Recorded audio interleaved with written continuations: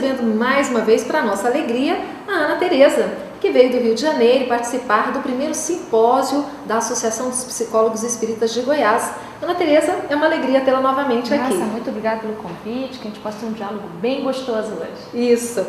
E falando aí dessa questão da mentira, algumas pessoas dizem que não mentem, falam meias verdades, ou mesmo que não mentem, omitem. O que seria realmente uma mentira? Então, para poder falar da mentira, deixa eu falar um pouquinho da verdade, né? Jesus diz que a verdade nos libertará. Então, ele não diz a mentira liberta. Se a verdade nos liberta, podemos dizer a mentira aprisiona. Então, quando você me pergunta o que é mentira, eu fico pensando assim, com certeza vai te aprisionar. Primeiro que você vai ter que ficar segurando essa mentira por resto da sua vida, você não se desmentir depois. E isso já causa um aprisionamento, uma tensão, uma agonia, uma pressão. E não só de você ter que repetir essa mentira várias vezes, porque ela, para ser verdade, ela tem que ter consistência, ela tem que ter permanência, né? A verdade é algo dessa ordem.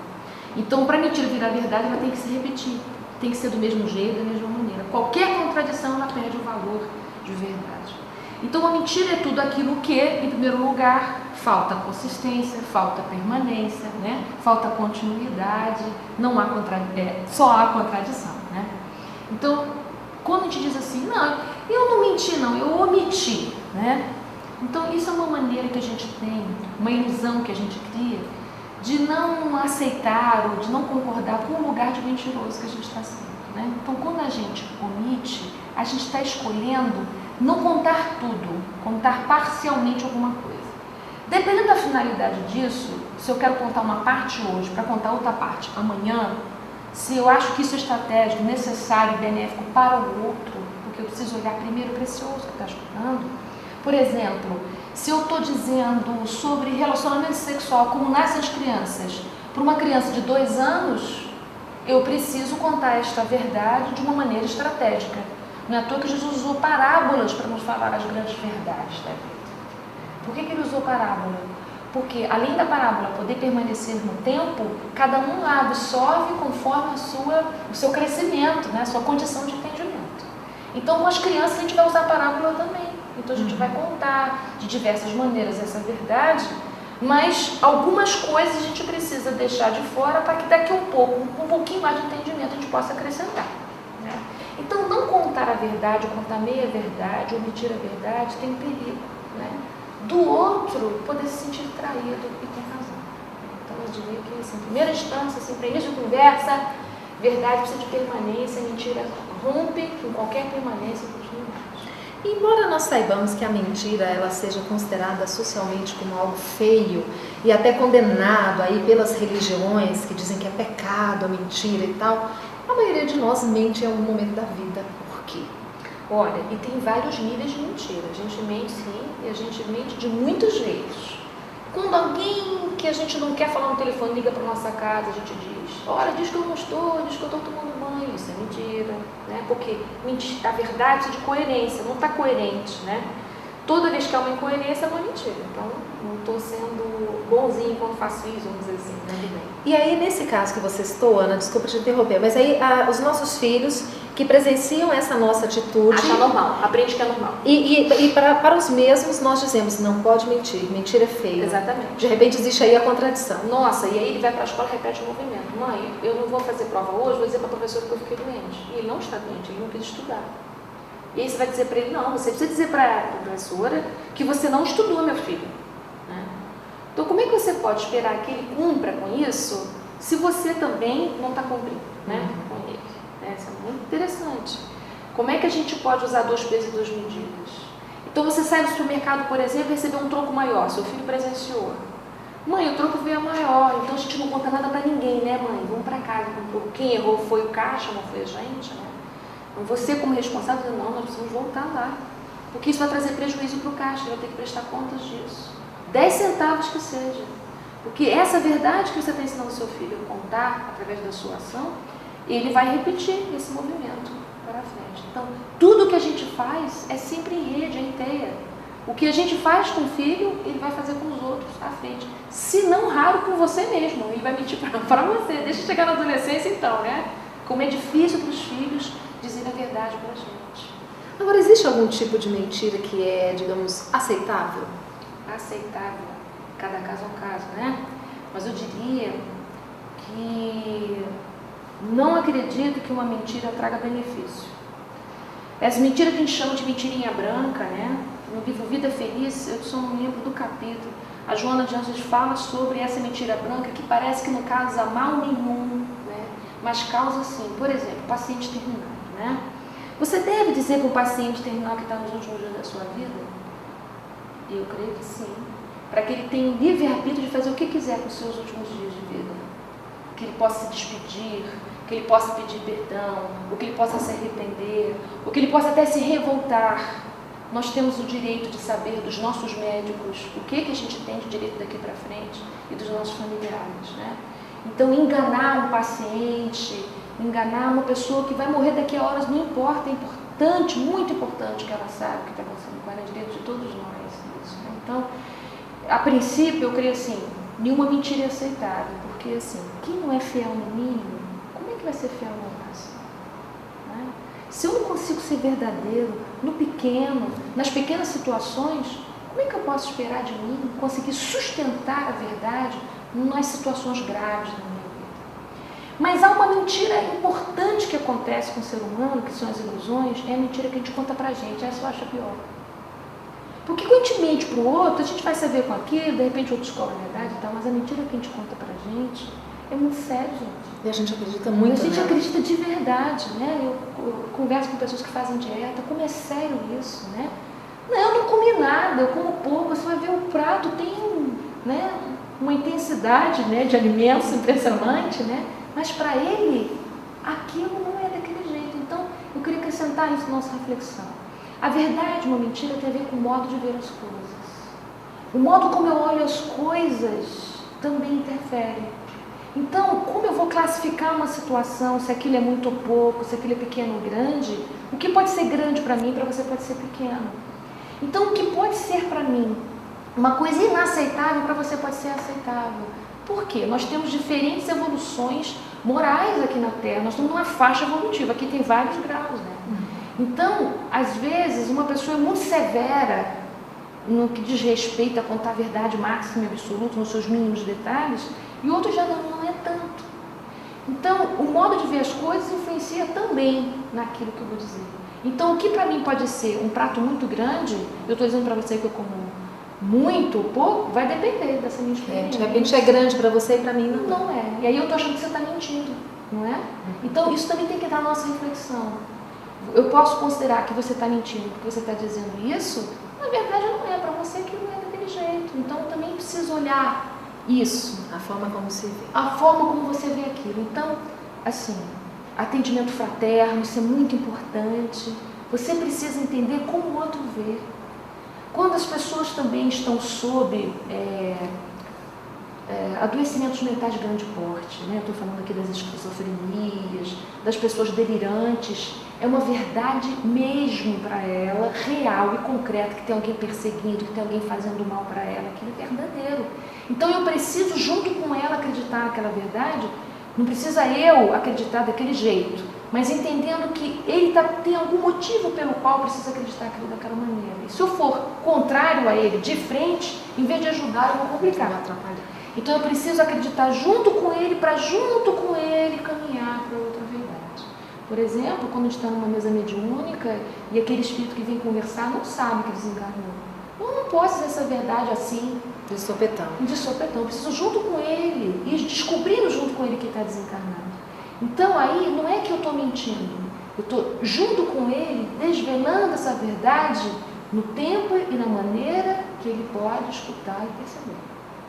Muito bem. Nós estamos conversando aí sobre essas questões de verdades e mentiras. Nós vamos para um breve intervalo, mas retornamos daqui a pouquinho. Fique aí.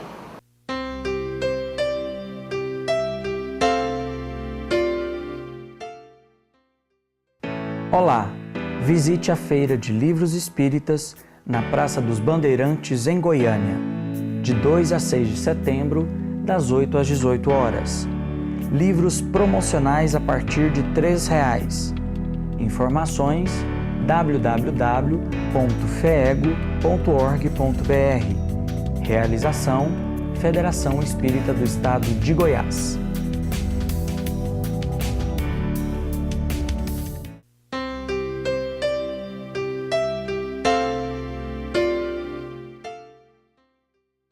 Estamos de volta conversando com Ana Tereza, nossa amiga psicóloga que veio do Rio de Janeiro, e estamos falando hoje sobre a mentira.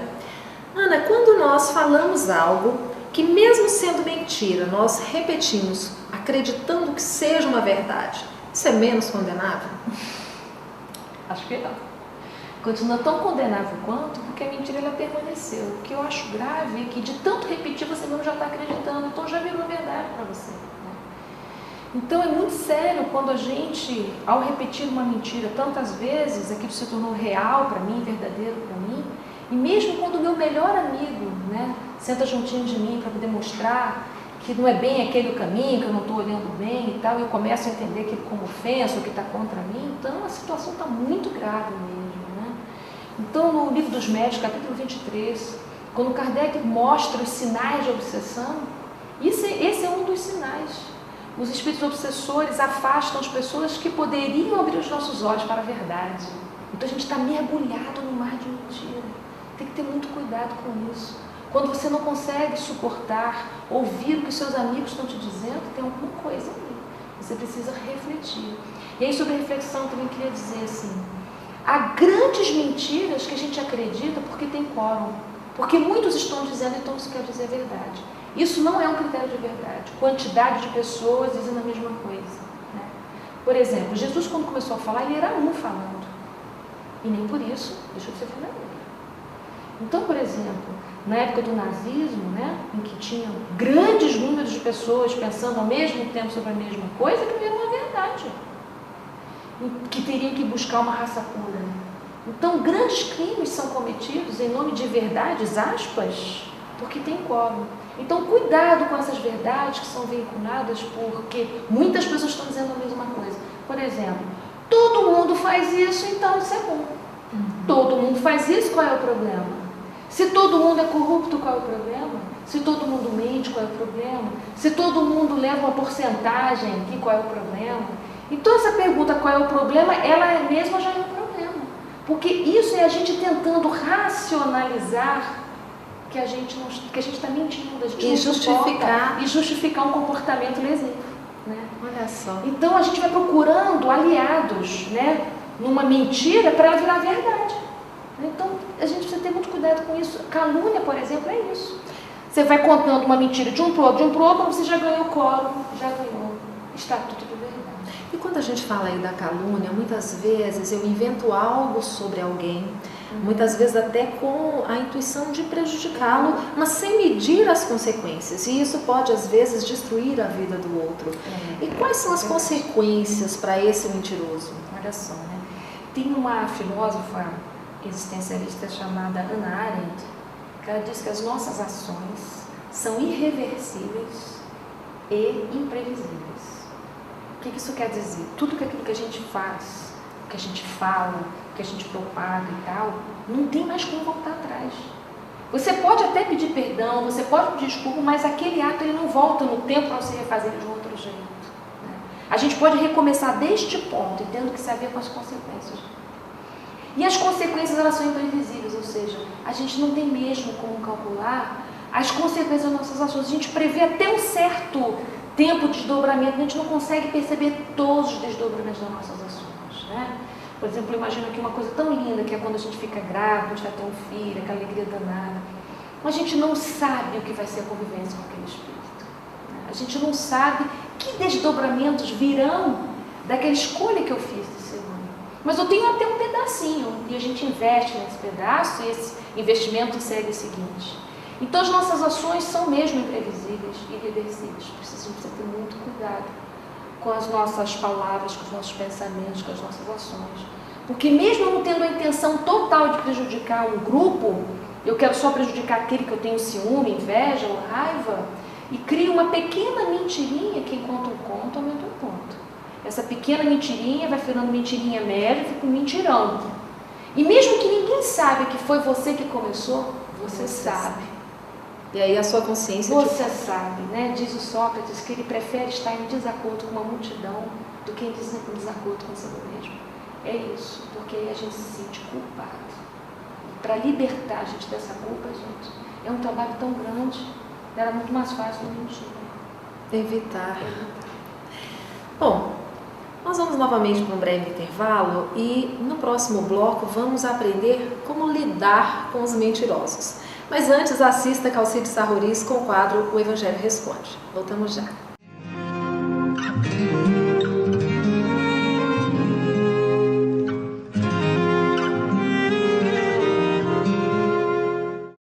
Mateus, capítulo 25, versículos 31 a 46. Em muitas Bíblias está escrito assim: o último julgamento. E segue o que está, o ensino que Jesus deixou. Quando o Filho do Homem vier em sua glória, se assentará no trono da sua glória e reunirão na sua presença todas as nações. E ele separará as ovelhas dos bodes e haverá um julgamento. Quando Jesus vier em sua glória, para nós o que quer dizer isso? Jesus vier em sua glória. Porque há muita gente que imagina que Jesus virá se jaquitando, Jesus virá com empáfia, abre os céus e ele desce com todos os anjos e aí vai mostrar a força do seu poder, a força da sua bondade. Soa diferente, soa esquisito. Não dá para entender Jesus orgulhoso, se jaquitando, fazendo os seus anjos humilhar um bando de derrotados, porque todo aquele que usa a sua inferioridade já está derrotado por si mesmo. Não precisa que Jesus venha. É preciso que a gente resgate um pouco os ensinamentos de Jesus aí nessa passagem. Temos que tirar da nossa cabeça um julgamento de Jesus assintoso, submetendo as pessoas. Quando Jesus vier em sua glória, no texto grego, porque glória foi a tradução para o português, no texto grego está a palavra doxa, que quer dizer doutrina, palavra. Então, quando Jesus vier em sua doutrina, em sua palavra, o que se quis dizer com isso? Jesus está dizendo que chegará um tempo em que a palavra dele, a doutrina dele será geral. Aliás, numa mensagem recente, Bezerra de Menezes nos diz que o planeta está adentrando um período em que a ciência, em que os homens, em que todos se entenderão, se descobrirão como espíritos vivenciando uma experiência das muitas experiências reencarnatórias.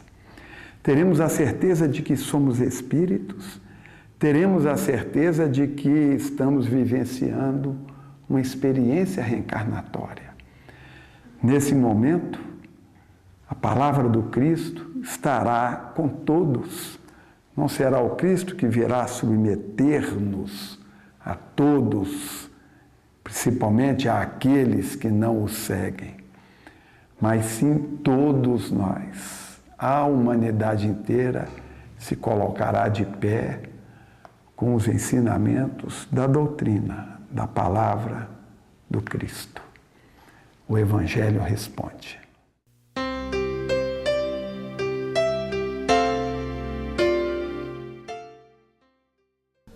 Conheça a Lefé, livraria e editora da Federação Espírita do Estado de Goiás.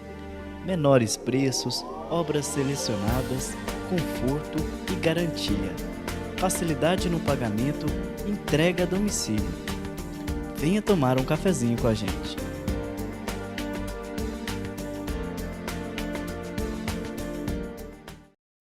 Olá! Visite a Feira de Livros Espíritas na Praça dos Bandeirantes, em Goiânia, de 2 a 6 de setembro, das 8 às 18 horas. Livros promocionais a partir de R$ 3,00. Informações www.feego.org.br. Realização: Federação Espírita do Estado de Goiás.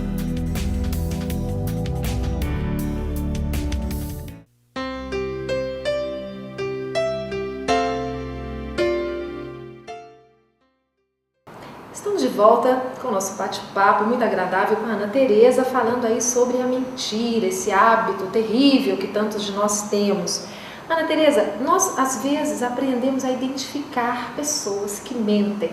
Como lidar com esse mentiroso? Em primeiro lugar, pensa assim, não é pessoal, não é com você só que ele é mentiroso. Então, ele já está num adoecimento, já que a gente chama de mentira patológica, ele já está adoecido e muito bem acompanhado de espíritos mentirosos também, né? Que coadunam com aquela faixa vibratória, que o incentivam.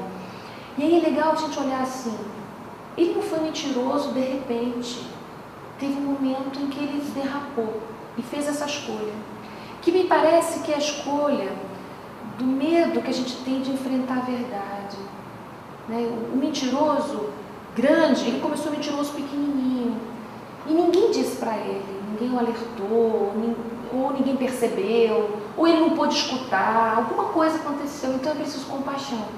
Aí você sai da esfera da raiva e vai para a compaixão, mas não é de concordância, né? Mas a compaixão ajuda a gente a sair do lugar de julgador para ser aquele que pode, quem sabe, o primeiro que possa ajudá-lo a sair dessa história, né? Porque diz o Livro dos Espíritos, nós também estamos colaborando, na pergunta 132, nós estamos colaborando com o progresso dos nossos companheiros que estão na Terra. Então a gente pode ajudar o mentiroso, mas pode não salvar ele de vez, mas pode começar a ajudar. Então a primeira coisa, não adianta você confrontar ele com a verdade. Ele vai encontrar uma outra mentira para resolver, que ele não vai se afastar de você. Então foi um desserviço isso, né? Então a gente não deve atacar de frente uma ilusão. A gente precisa encontrar meios indiretos para que essa ilusão possa se desfazer aos poucos. Então você vai mostrando com ele no pequeno aquilo, e mostrando que você o aceita, mesmo assim. Então nessa aceitação, né, devagarzinho, vou dar um exemplo assim, que é muito difícil para os pais, por exemplo, quando o filho rouba, e mente, diz que não roubou. Está todo mundo doido na casa procurando dinheiro, a gente sabe que foi o filho que roubou. E quando você diz, meu filho, eu sei que você roubou, eu falo, não foi, pai, não é. Como é difícil para a gente sustentar aquilo. Então não adianta dizer para ele isso. Eu primeiro preciso o quê? Reafirmar com ele o meu amor. Que eu amo, que eu entendo que deve ter tido razões para aquilo, que eu vou estar aguardando quando ele puder me contar essa verdade. Então eu tenho que investir em outro caminho. O confronto direto, ele é de pouca, e a ameaça também. Não vai resolver. A ameaça não resolve. Eu preciso fazer parcerias com ele. Mas firmeza, né? É a firmeza que vai ganhar. Então, quando a gente, por exemplo, está doutrinando um espírito na mesa mediúnica, o que faz um espírito respeitar a nossa palavra é a nossa autoridade moral. A mesma coisa um filho que mente, é a sua autoridade moral que vai, aos poucos, ajudando esse filho a reencontrar o caminho na verdade, no bem, no bem-estar. Mas não toma como pessoal, assim, ele quer me destruir, quer me arrasar, aí você já perdeu o terreno, né? Enfraquece. E muitas vezes nós convivemos com pessoas que em conversas aqui com você te fazem certas afirmações, combinam algo. Isso é muito comum em ambiente de trabalho, né? Você combinou com um colega, combinamos, vamos fazer de tal forma e tal, e de repente alguma coisa ali na frente deu errado. Aí quando você procura a pessoa, ela diz assim, não, eu nem sabia, fulano nem falou comigo, não combinamos nada e tal. Isso seria também uma fuga da responsabilidade? Pode ser uma fuga da responsabilidade, mas pode também ter sido uma falha na comunicação. Às vezes a gente combina mal as coisas, né? A gente combina meio mais ou menos. E para uma pessoa um pouco mais rígida, o mais ou menos já é tudo, né? Então, o que para mim ficou mais ou menos, mas eu não me comprometi tanto, para alguém que é um pouco mais rígido, você já acertou, é isso mesmo, já estou em casa esperando você com o almoço. E eu só falei que eu ia dar uma passadinha na sua casa. Ela já entendeu que é almoço com sobremesa, com café, tem frustração, decepção. Então, assim, tem casos e casos, mas eu diria assim, ao combinar as coisas, é legal de deixar as coisas bem combinadas, né? Por exemplo, em casa espírita isso acontece muito em trabalho de grupo. Não, deixa que eu faço, não, tá bom, a gente faz sim. Então, a gente faz sim, nós vamos dar conta, a gente vai resolver. Isso é ninguém. Esse todo mundo é ninguém. E aí cada um espera pelo Todo outro. mundo está esperando e a coisa não aconteceu, fica todo mundo magoado entre si. Então, na hora da reunião de planejamento, então quem vai fazer a prece, quem vai trazer o lápis de cor, quem é que vai chegar antes? Não, mas isso todo mundo faz. Não, gente, vamos botar aqui no papel? E a gente manda por e-mail para todos nós e fica ajustado assim. Isso não é fiscalização, isso é um acordo entre irmãos, né? É muito justo que todo mundo tenha o seu papel definido, assim ninguém magoa ninguém. Então, eu acho que para melhorar esse clima é comunicação aberta, combinações abertas, eu acho que é bacana. Facilita. E a gente consegue identificar pela expressão corporal quando uma pessoa está mentindo? O primeiro sinal é não olhar no olho. O olho é a janela da alma. Você faz uma pergunta para o seu filho, ele abaixa o olho e você já começa a desconfiar na resposta. Eu desconfio. Não olhou para mim, já estou desconfiando. Porque é interessante isso, o olho é a janela da alma mesmo, né? Quanto mais íntima é uma relação, mais facilidade a gente tem de olhar nos olhos por mais tempo. Então, para os entes queridos, se há alguém que mente de uma maneira frequente e ainda te olha nos olhos, essa pessoa está muito grave, mais do que você possa imaginar. Porque é impossível a gente resistir ao olhar e sustentar uma mentira. Vocês podem ver, assim, quando na televisão alguém é pego e entra no camburão, a primeira coisa que eles fazem é botar uma coisa na cabeça, né? É assim, para não ser reconhecido, para não ser visto. Porque a gente está exposto quando a gente olha. Então, eu acho que o primeiro sinal é esse. Mas para quem joga pôquer, que já treinou um olhar plástico envidraçado, então eu acho que é um olhar endurecido, tem alguma outra coisa que denuncia, batimento cardíaco, falar rápido, querer certa situação rápido, né? Falar entre os dentes. Então, essas pequenas dicas são dicas, mas não são também verdades absolutas, viu, gente? E não se esqueçam que toda verdade é relativa. Tem que se ter bom senso. Tem, bom senso. Bom, nós estamos já chegando próximo do final do nosso programa e nós sabemos que às vezes as mentiras elas trazem essas consequências graves, como nós já falamos, e que podem muitas vezes implicar até em problemas jurídicos para o mentiroso, né? Qual é o recado que você deixa para essas pessoas, né, que de repente resvalam o tempo inteiro numa mentirinha aqui e outra ali? Um alerta para eles. Então, eu gostaria de incentivar você a treinar a verdade nas coisas pequenininhas, primeiro para com você mesmo. Não se permitir se enrolar, a gente faz demais isso, até com conta bancária a gente faz isso, né? A gente mente para a gente, né? Que não tem problema nenhum gastar um pouco mais, porque depois eu fiquei enrolado com juros, cheque especial e tal.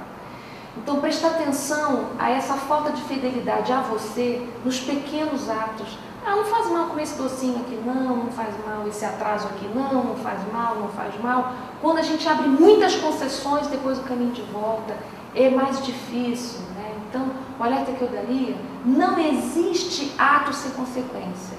E a consequência do tamanho do ato, gente. E às vezes a consequência toma uma dimensão maior porque atinge outras pessoas além de nós mesmos, né? Então, às vezes, uma pequena mentira que eu fui tão desatento pode me trazer muitos anos de arrependimento. Então, cuidado, né, com esses pequenos momentos em que a gente não reflete muito bem qual a melhor decisão para tomar. Muito bom. Ana, muito obrigada mais uma vez por estar aqui conosco. Foi muito bom, realmente. Muito obrigada a vocês também, ao público. Agradecemos a você que está sempre conosco, nos acompanhando. Fiquem com Deus e até a próxima semana.